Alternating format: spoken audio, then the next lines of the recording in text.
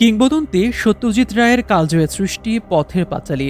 এ চলচ্চিত্রে দুর্গা চরিত্রে অভিনয় করে বিশ্বজুড়ে খ্যাতি পেয়েছেন অভিনেত্রী উমা দাশগুপ্ত। উমা দাস তথা দুর্গা মারা গেছেন। পশ্চিমবঙ্গের একটি দৈনিককে অভিনেত্রীর মৃত্যুর খবরটি জানান অভিনেতা বিধায়ক চিরঞ্জিত চক্রবর্তী। জানা গেছে দীর্ঘদিন ধরে ক্যান্সারে ভুগছিলেন তিনি। চিকিৎসাধীন অবস্থায় সোমবার অভিনেত্রী উমা চলে গেলেন পরপারে। এদিন সকালে পশ্চিমবঙ্গের একটি বেসরকারি হাসপাতালে তিনি মারা যান। শৈশব থেকেই থিয়েটার করা উমাদেবীকে আবিষ্কার করেছিলেন মানিকবাবু। যদিও তার বাবা চাননি মেয়ে সিনেমায় আসুক, তবে শেষমেশ উমার পরিবারকে রাজি করিয়ে নেন পরিচালক। আর বাকিটা ইতিহাস।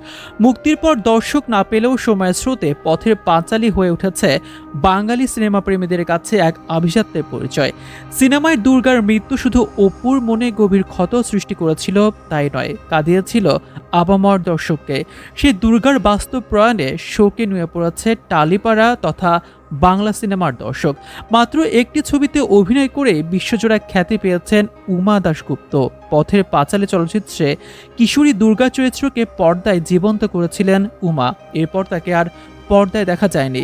পেশাগত জীবনে উমা ছিলেন একজন শিক্ষক।